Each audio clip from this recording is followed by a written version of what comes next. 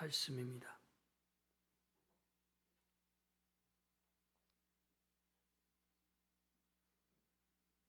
말씀을 봉독할 때에 주님의 귀한 음성 듣기를 소망합니다. 어떤 율법사가 일어나 예수를 시험하여 이르되 선생님, 내가 무엇을 하여야 영생을 얻으리이까? 예수께서 이르시되 율법에 무엇이라 기록되었으며 내가 어떻게 읽었느냐? 대답하여 이르되 내 마음을 다하며 목숨을 다하며 힘을 다하며 뜻을 다하여 주 너의 하나님을 사랑하고 또한 내 이웃을 내 자신같이 사랑하라 하였나이다. 예수께서 이르시되 내 대답이 옳도다. 이를 행하라. 그러면 살리라 하시니 그 사람이 자기를 옳게 보이려고 예수께 여짜오되 그러면 내 이웃이 누구니이까? 예수께서 대답하여 이르시되 어떤 사람이 예루살렘에서 여리고로 내려가다가 강도를 만나매 강도들이 그 옷을 벗기고 때려 거의 죽은 것을 버리고 갔더라. 마침만 제사장이 그 길로 내려가다가 그를 보고 피하여 지나가고 또 이와 같이 한 레위인도 그곳에 이르러 그를 보고 피하여 지나가되 어떤 사마리아 사람은 여행 중 거기 이르러 그를 보고 불쌍히 여겨 가까이 가서 기름과 포도주를 그 상처에 붓고 싸매고 자기 짐승에 태워 주막에 데리고 가서 돌보아 주니라.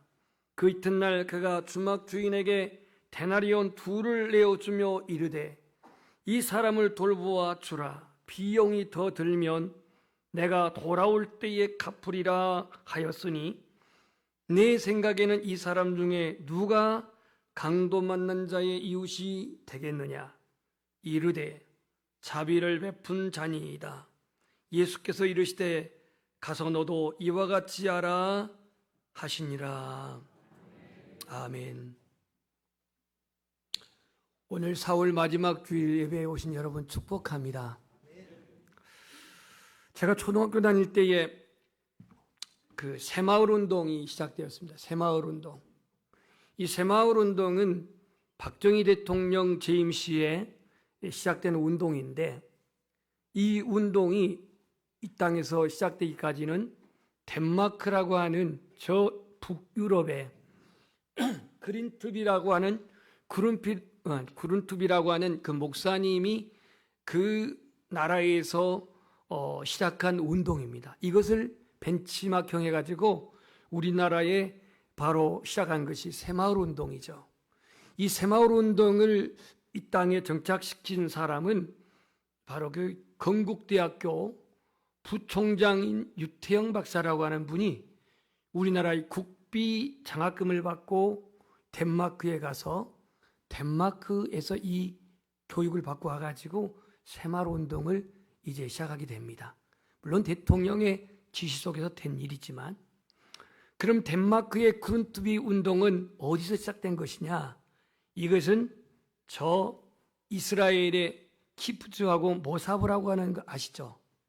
이 농장에서 그것이 시작된 것을 덴마크에서 그렇게 벤치마킹한 것이고, 또 덴마크에 유학 간 유태용 박사가 이걸 배워가지고 우리나라에 접목시킨 것이 새마을 운동입니다.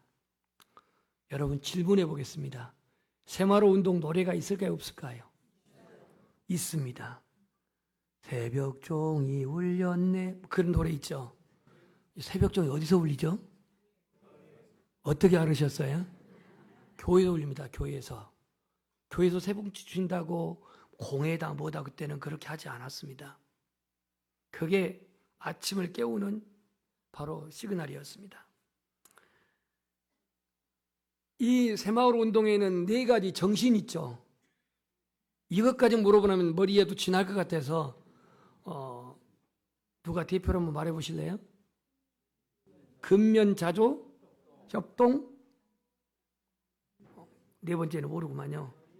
자립. 맞고 틀린 건 여러분 집에 가서 확인해 보시고.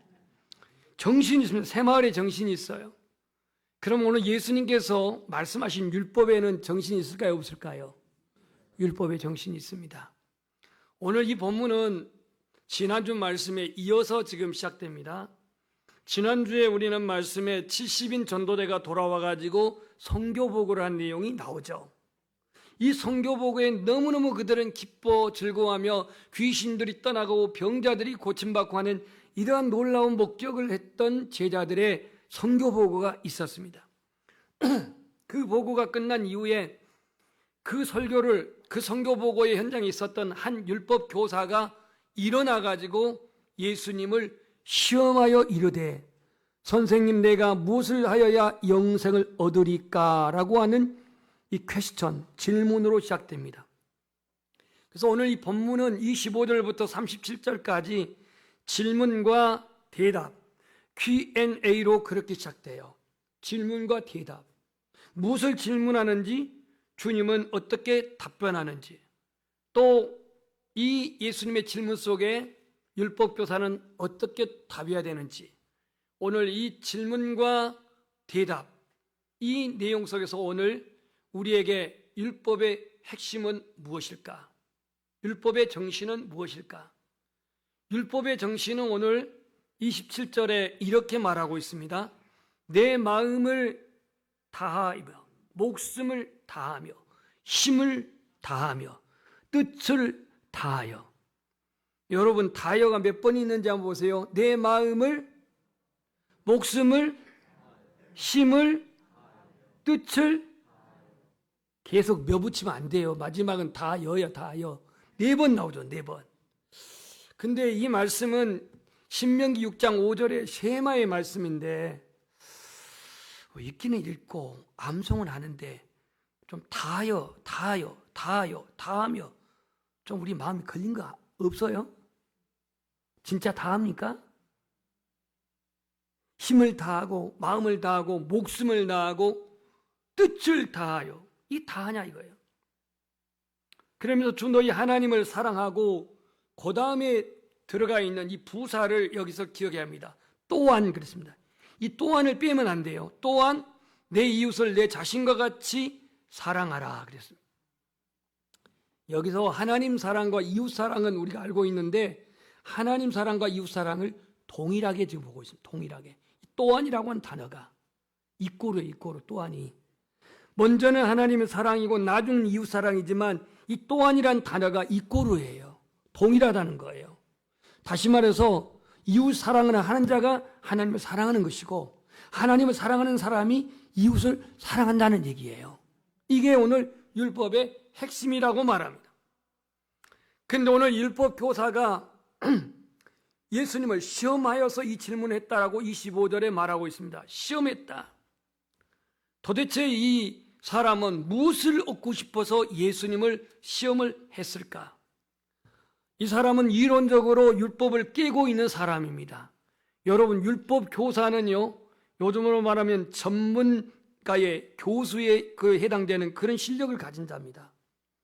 율법에 대해서는 타의 추정을 불허할 만큼 율법을 알고 율법을 가르치고 율법을 쓰는 자예요. 기록하는 자예요. 율법을 가르치는 자예요. 그래서 이 사람 대답은 시원시원하게 답을 했습니다. 예수님도 그걸 인정했습니다. 28절 우리 한번 읽어봅시다. 시작.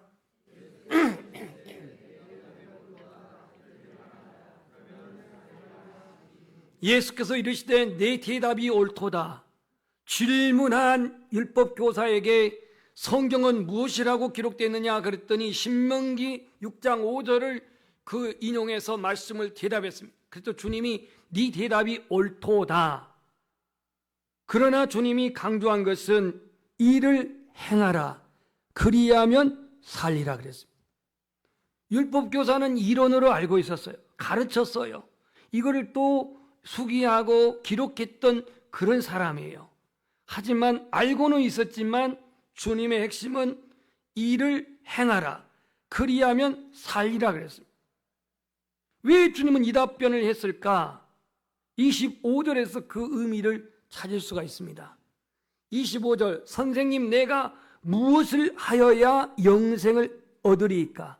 다른 말로 말하면 내가 무엇을 실천해야 행동해야 영생을 얻습니까? 라고 하는 질문에 주님은 오늘 8절에 이를 행하라. 그리하면 살리라라고 이렇게 답변했습니다. 오늘 이 율법교사는 영생에 대한 질문을 했는데 이 영생의 질문에 율법의 핵심을 자신은 말을 했고 주님은 그걸 인정했습니다. 인정을 하고 주님은 그에게 답변하기를 이것을 행하라. 그리하면 살리라. 여러분, 듣는 것이 편해요? 행한 것이 편해요? 우리 솔직해져 봅시다. 듣는 것이 편해요? 행한 것이 편해요? 믿는 것이 편해요? 순종하는 것이 편해요? 답변은 진짜 잘하시네. 믿는 것은 힘 안 들어도 믿을 수가 있어요. 동의하고 받아들이면 되니까. 그런데 순종하는 것은 동의하고 받아들인 것을 나타내야 돼요. 적용해야 돼요. 실천해야 돼요. 그렇기 때문에 뒷부분이 어려워요. 듣는 것, 믿는 것, 순종하는 것, 이게 어려운, 뒤에 부분이 어려운 부분이에요. 그래서 오늘 이 율법교사에게 내 이웃이 누굽니까? 라고 이 율법교사가 질문합니다. 여기도 29절에 자세히 보세요. 그 사람이 자기를 옳게 보이려고, 자기를 옳게 보인다는 말을 쉽게 말하면 자기를 의롭게 보이려고 내 이웃이 누굽니까? 라고 이렇게 묻습니다. 내 이웃이 누구입니까? 여러분의 이웃은 누구죠? 남편입니까? 자녀입니까? 친구입니까? 동료입니까? 내 이웃이 누구냐 이거예요. 같은 교인, 그럴 줄 알았어요. 이게 유대인의 관점입니다. 유대인의 관점의 이웃은 뭐냐면 내 중심이에요. 나를 중심, 나와 관계된 주변 사람이 내 이웃이야. 이게 이웃이다 보니까 사마리아인들은 이웃이 아니야. 이방인들은 이웃이 아니야. 사마리아인들, 이방인들, 헬라인들 구원의 대상이 아니야. 그러니까 무관심해. 그러니까 외면해. 그러니까 그들하고는 차별해. 이게 유대인들의 이웃이야. 나를 중심. 나는 선택된 백성이다. 우리는 선택된 민족이다. 우리는 하나님께서 축복하시려고 이끌어낸 아브라함의 후손으로서 선민 백성이라고 하는 이웃이 내 중심이야. 자기 관계 중심이야. 이게 오늘 율법교사의 이웃이었어요. 내 이웃이 누굽니까? 라고 묻습니다. 여기 이제 주님이 비유를 통해서 말씀한 것이 사마리아인 얘기가 나오는 거예요. 근데 예수님의 이웃은 누굴까요? 예수님의 이웃은요, 도움이 필요한 모든 상대방이 이웃이야. 나의 도움이, 나의 복음이, 나의 기도가, 나의 섬김이, 나의 선행이 필요한 모든 사람이 이웃이라는 거예요. 우리는 내가 편한 사람 손잡아주고, 내가 편한 사람 위로해주고, 내가 만나기 좋아하는 사람, 나의 그룹, 나의 기관, 나의 구역, 내 중심에서 이웃을 한정합니다. 이웃을 거기에 범주 안에 두고 있습니다. 그런데 예수님은 도움이 필요한 사람, 구원이 필요한 사람, 회복이 필요한 사람, 치유가 필요한 사람, 다시 살기를 원하는 사람, 이 모든 사람이 광범위하게 이웃입니다. 우리는 내가 생각한 사상과 내가 통하기 쉬운 사람과 내가 소통하기 쉬운 사람의 이웃의 범주를 아예 이렇게 바운더리를 세워놓고 범위를 세워놓고 그걸 이웃으로 생각하는데 주님의 이웃은 이걸 깨뜨려요. 사마리아인으로 깨뜨려요. 이방인으로 깨뜨려요. 헬라인으로 깨뜨려요. 범위를 넓혀요. 그래서 오늘 이 비유를 통해서 얘기를 하십니다. 자, 그러면 오늘 예수님이 비유한 것은 우리가 너무너무 닳고 들었던 바로 사마리아인의 얘기인데, 선한 사마리아 그러는데 성경에 선한이라는 말은 없습니다. 그의 행실이 선하게 보여서 우리가 걷다가 붙여서 그러는 건데 사마리아인입니다. 자, 이제 30절을 보겠습니다. 예수께서 대답하여 이르시되, 왜 대답했냐면 이웃이 누굽니까? 물었기 때문에, 내 이웃이 누구니까 물었기 때문에 예수님이 답변합니다. 한 사람이 예루살렘에서 여리고로 내려가다가 뭘 만났다? 강도를 만났대요. 여러분, 이 예루살렘은요 해발 760m 정도 됩니다. 해발 760m. 그리고 여리고는요 지중해보다도 240m 낮아요. 그러면 260에다가 760 플러스하면 몇 미터예요? 몇 미터요? 760m에다 240m를 플러스하면 몇 미터예요? 1000m요. 예루살렘에서 여리고 성까지는 편차가 1000m예요. 여러분 이제 예루살렘을 가실 분이 있겠지만 분명히 있겠지만 거기서 여리고까지 내려가는 길이 약 36km예요. 여기서 저기 여수 정도 돼요. 그러면은 편차가 1000m니까 예루살렘에서는 여리고는 어떻게 갔어요? 계속 내려갑니다. 끊임없이 내려가요. 평지도 없어요. 끊임없이.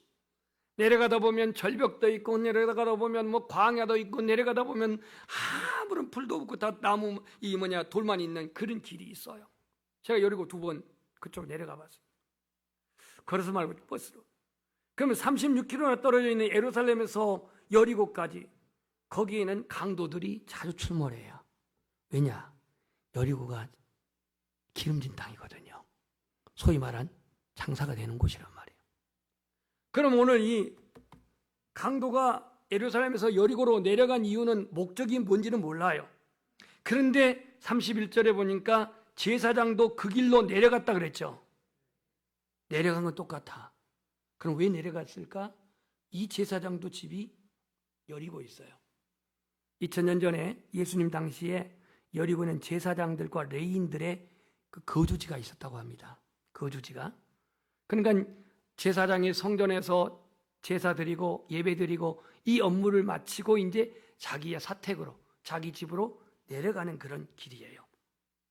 먼저 오늘 강도 맞는 이 나그네, 이 불특정 이 한 사람은 도대체 누구인지는 알 수 없습니다. 왜 예루살렘에서 여리고로 갔는지는 알 수 없습니다. 분명한 것은 강도를 만나가지고 옷을 벗기고 때려 거의 죽은 것을 버리고 갔다 그랬어요. 왜 옷을 벗겼을까요? 왜 옷을 벗겼을까요? 예수님은 왜 옷을 벗겼죠? 수치를 나타내려고. 옷을 벗겼다고 하는 건 이 옷이 아무래도 좀 값이 나갔던 것 같아요. 돈이 됐다 이 말이에요. 아니 입은 채로 갖다 두드려 패면 이거 어떻게 팔아먹을 거예요? 그러니까 옷을 벗겼다라는 것은 어떤 상품성 가치가 있었겠죠. 그래서 옷을 벗겨. 그리고 때려. 여러분 옷을 맞고 맞는 게 아파요? 벗기고 맞는 게 아파요? 이건 문제가 많아죠. 지금 옷 벗기고 빼앗겼는데 거기다가 막 두드려 팹니다. 얼마나 두드려 팼는지 거의 죽게 얻어맞았어요. 이 사람은 이제 가만 놔두면 죽어요. 왜냐하면 이 예루살렘 기후는 대낮에는 덥지만 밤에는 추워요.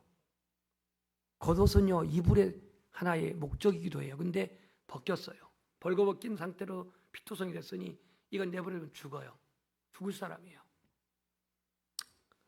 오늘 우리는 이 강도 만난 나그네에서 무엇을 봐야 되냐면요, 창세기의 최초의 인간 아담과 하와가 강도를 만났나요? 안 만났나요? 여러분 눈에는 창세기에 강도가 없나요? 있다면 누구예요? 사람만 생각하지 말고 좀 광범위 생각해 보세요. 에덴 동산에서 아담과 하와가 강도를 만났는데 그 강도가 누구냐고. 뱀. 무슨 지금 약장사 하려고 그럽니까 지금? 예, 사단이 이제 그 이용하는 그 뱀이 와서 이제 욕을 한단 말이에요. 최초의 아담과 하와는 에덴 동산에서 이 사단에 의해서 강탈을 당합니다. 무슨 강탈을 당하냐면 친밀하고 사랑의 관계가 완전히 끊어집니다. 하나님과의 관계가 완전히 무너집니다. 요한복음 10장 10절에 예수님 뭐라고 했냐면 도적이 오는 것은 도적질하고 죽이고 멸망시키는 것뿐이라 그랬어요. 이건 예수님이 하신 말씀이에요. 사단은 우리의 영혼을 죄로 무너뜨립니다. 인정하십니까? 죄로 무너뜨리고 결박하고 실족케 합니다. 사단은 교모하고 뛰어난 모사꾼이요 사기꾼이요 파괴자입니다. 사단은 무의미한 삶을 유도하여 시간에 도둑질을 합니다. 여러분들이 무의미한 시간을 지금 보내고 있다? 시간을 지금 알게 모르게 도둑질 당하고 있어요. 사단에게. 사단은 미움과 질투를 불러일으켜서 관계를 파괴합니다. 사단은 인본주의를 표방하게 하여 하나님의 말씀을 불신하게 하고 외면케 합니다. 오늘 강도 만난 이 나그네의 모습에서 그는 지금 죽어가는 지금 상황에 놓여 있는데, 이걸 영적으로 보게 되면은 모든 것을 다 빼앗겨. 이제 생명까지도 빼앗기게 됐어요. 얼마나 물질을 가졌는지 모르지만 이것도 빼앗기고 옷도 빼앗기고 피투성이 된 채 지금 죽어가고 있는 이 사람. 처절한 고통 속에 죽음의 공포가 엄습해오는 절망적인 상황입니다. 모든 것을 빼앗기고 폭행당해 죽어가는 존재입니다. 이 강도 만난 사람은 예수 그리스도의 구원을 필요로 하는 모든 죄인들을 표상하고 있습니다. 그런데 이때 한 사람이 지나갑니다. 이 사람이 제사장입니다. 제사장이 그곳을 지나가다가 오늘 31절을 보면 그를 보고, 누구를 보고? 그를 보고, 강도 만난 나그네를 보고 피하여 지나갔다. 피하여 지나갔다 그랬어요. 자, 질문해 보겠습니다. 이 사람은 왜 피하여 지나갔을까요? 왜 피하여 지나갔을까요? 너무 영적으로만 생각하지 마세요. 단순하게 생각하세요. 귀찮아서 나 제사 지내고 지금 피곤한데 빨리 가서 쉬어야 돼. 귀찮아서. 뭐 그것도 틀린 말은 아니겠죠. 피하여 지나간 건 두 가지로 유추할 수가 있는데, 첫 번째는 여러분들이 만약에 지금 불량배 만나고 쓰러진 사람이 있어요. 오지에, 광야에, 인적이 뜸한 곳에서. 그는 내가 그 사람 가서 도와주러 갔다? 그러면 언제 또 강도가 나타나가지고 나도 당할지 모르는 그런 위험이 없겠어요? 그러겠죠. 요즘 같은 세상에 세상이 험해가지고 나 말려들고 싶지 않아. 저 사람 죽든지 말든지 나 말려들고 싶지 않아. 나도 어떤 봉변 당할지 몰라. 두려워서 피하여 지나갔다. 이거 한번 생각할 수가 있어요. 가장 쉽게 접근하는 부분입니다. 두 번째, 그는 제사장이었습니다. 이 유대인의 개념이 여기에 있습니다. 제사장으로서 제사장의 직무가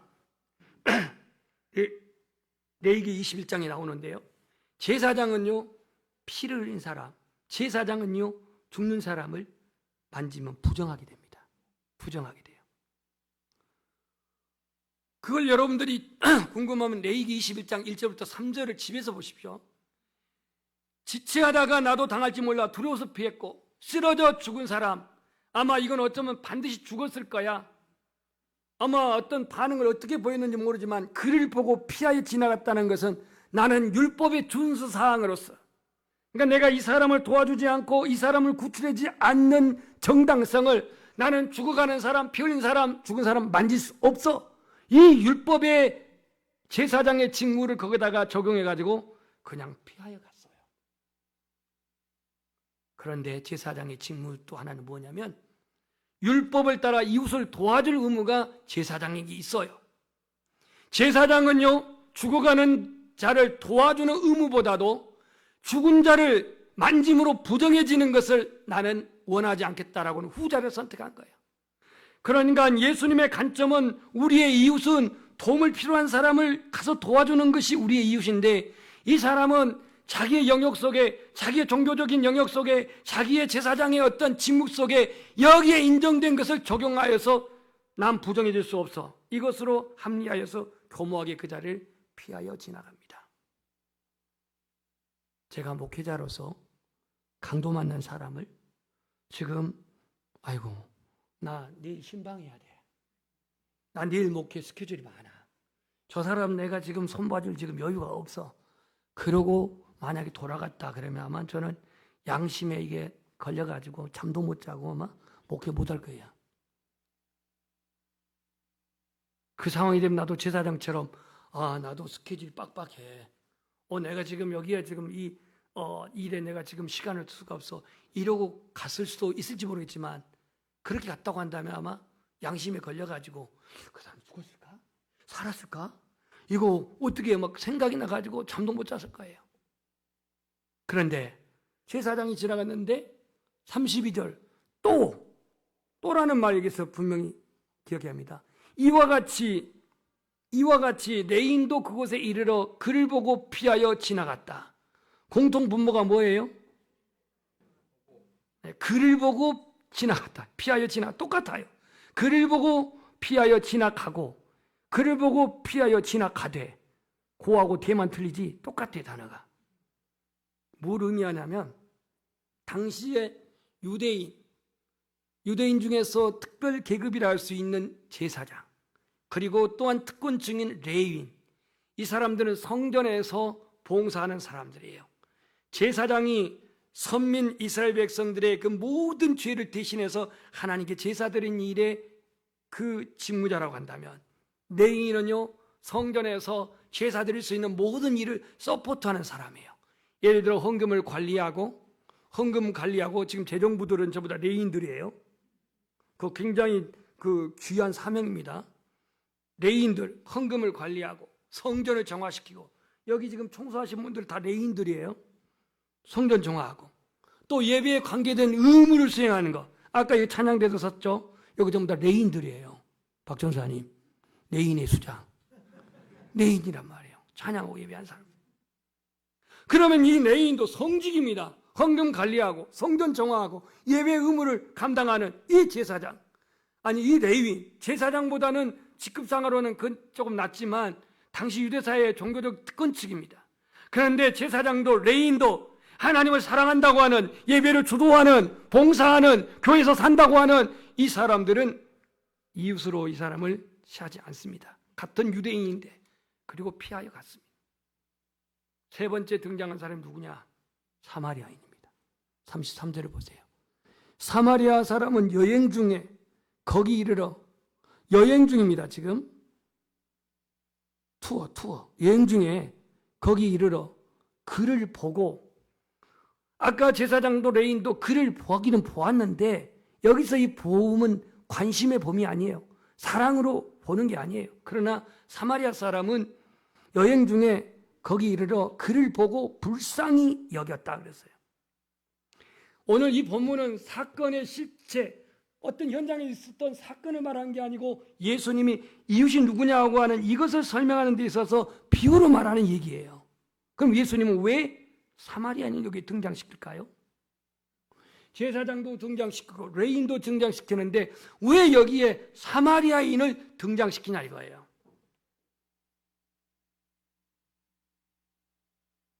유대의 지도자라고 하는 지도급의 제사장, 레위인들, 이들에 비하면 이방인보다도 취급 못 받은 사마리아인, 같은 유대인이지만 혈통이라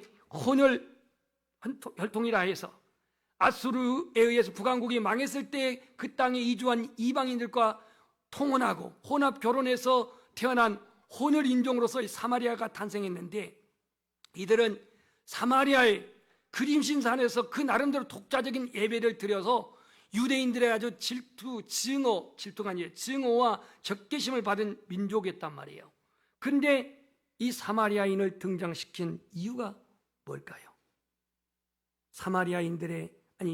유대인이라 하는 제사장과 레위인의 이웃은 자기들의 종교적 틀 안에서 이웃을 선정하고, 선민 백성이라고 하는 그 백성에만 이웃을 제한하고, 이랬던 사람들에게 그들이 가장 증오하고 적대하는 사마리아인이 등장해가지고 강도 만난 유대인을 구출합니다.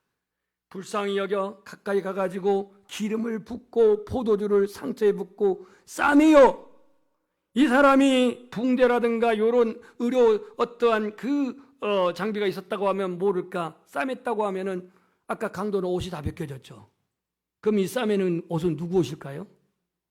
이 사마리아 사람이에요. 자기 옷을 찢어가지고 붕대를 묶습니다.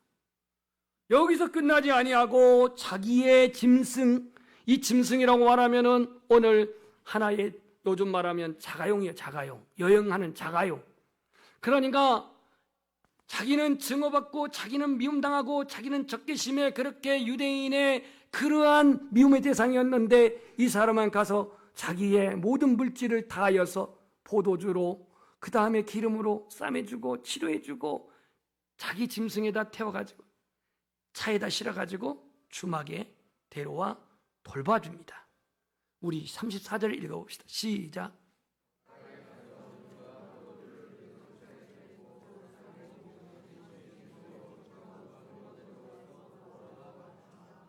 여기서 이 동사를 한번 몇 가지로 끊어봅시다. 첫 번째, 가까이 가서. 가까이 가는 게 중요합니다. 처음에 가까이 가서. 그 다음에 싸매고. 그 다음에 주막으로 데리고 가서 돌보아줬다. 이 전부 다 동사입니다. 행동입니다. 실천입니다. 고만 성경 보고 고기 좀 들으세요. 이게 전부 다 실천, 행동으로 나와요. 이 불쌍히 여긴다는 마음의 원어를 보니까 에스플랑크니스테라고 하는 헬라어인데 굉장히 단어가 길어요. 어떻게 해석되냐면 동정하는 마음이에요. 동정하는 마음. 불쌍히 여긴다는 것은 동정하는 마음. 이 사람은 동정하는 마음이 있었기 때문에 가까이 갔습니다. 가까이. 그리고 포도주와 기름을 부어서 응급조치를 했습니다. 자기 짐승에 태워서 그를 주막으로 데리고 왔습니다. 주막으로 데려와가지고 돌보아 줬다고 그랬습니다. 여기서 끝나지 않습니다. 35절에 보면은 주막 주인에게 데나리온 2를 주었습니다. 이 데나리온 2를 주는 목적이 뭘까요? 시로비만 있어요? 숙박비. 이게 주마로 번역되어 있으니까 이거는 우리나라에 번역할 때 주막이지 술 먹는 곳이 아니에요. 술 좋아하시는 분들은 주막 은혜롭네. 주막. 그 주막이 술 먹는 주방이 아니에요. 이거 여관입니다. 여관. 숙소예요. 나그네들의. 이곳에 와서 2 데나리온은 이거 로마 화폐인데요. 한 데나리온이 일당 20만 원을 칩시다. 하루의 인건비니까. 그럼 2 데나리온이면 40만 원이에요. 이 40만 원 가지고 어떤 그 가치가 있냐면요. 당시에 한 데나리온이면 약 한 달치 숙박비래요. 한 달치 숙박비. 여러분, 웬만한 모텔 숙박에도 5만 원은 가요. 싸구리도. 그러면 한 달 숙박이면 얼마요? 150만 원이요. 2달 숙박비를 지불했다는 거예요. 이 2 데나리온이. 이 로마 화폐에.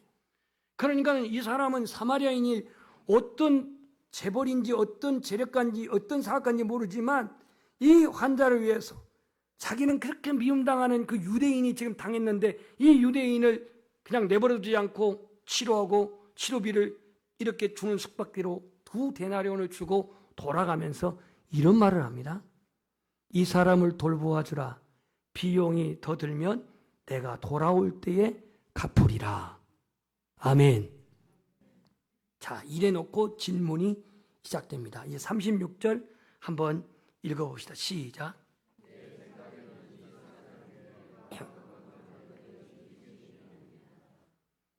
내 생각이 예수님의 생각입니까? 율법교사의 네 생각입니까? 잘 보세요. 네 생각에는 이 사람 중에 누가 강도 만난 자의 이웃이냐 이랬어요. 아까 누가 이웃입니까? 내 이웃이 누굽니까? 라고 말할 때 유대인들의 이웃은 선민 백성이라고 하는 그 틀에서 내 주변에서 내 어떤 공동체 안에서 내가 관계된 사람 안에서 그것을 이웃으로 봤는데 예수님이 보는 관점은 필요로 하는 사람, 도움을 필요로 하는 사람, 회복을 필요로 한 사람, 치료를 필요로 한 사람, 구원을 필요로 한 사람, 영생을 필요로 한 사람, 이 필요한 사람이 바로 이웃이라는 거예요. 네 이웃이 누구냐? 그러니까 이 사람이 차마 사마리아인이라는 말을 못하고 자비를 베푼 자라고 이렇게 답변을 합니다. 자, 이제 말씀의 결론입니다. 유대인의 이웃은요, 이기적이고 제한적이고 수동적이라고 한다면 예수님의 이웃은 이타적이고 무조건적이고 자발적이고 희생적이요. 그래서 오늘 예수님께서 우리에게 내 이웃이 누구냐라고 사마리아인에게 묻는 게 아니라 우리에게 지금 묻고 있습니다. 우리에게. 그러면 자비를 베푼 사람입니다. 사마리아인입니다. 라고 답변을 쓸 때 여기에 끝나지 않고 우리 고백합니다. 가서 너도 이와 같이 하라. 이 율법 교사가 나이가 얼마나 먹었는지 모르지만요. 영어나 헬라어에서 영어가 나왔거든요. 여러분 안녕하세요 그러면은 하와이유 그잖아요. 그죠? 근데 하와이는 어른한테도 하와이고 아이한테도 하와이유죠. 그죠? 이제 우리 같으면은 어떤 말에 식사하셨습니까? 진지 드셨습니까? 하고 하는 것은 존칭어지만 Do you have dinner? 그러면 많이 먹은 사람이나 적게 먹은 사람이나 저녁 식사했습니까? 이런 묻는 말이에요. 여기는 뭐 존칭이 따로 없어요. 여기서 너도 가서 이와 같이 하라 이렇게 주님이 말씀을 합니다. 이 사람이 어떻게 반응했는지는 나와 있지 않습니다. 마지막 명령, 너도 이와 같이 하라. 오늘 우리 이웃이 누구입니까? 요즘 우리나라의 실상뿐만이 아니라 좁게는 교회 안에 가정으로 돌아와가지고 나의 이웃이 누구냐 이거예요. 요즘처럼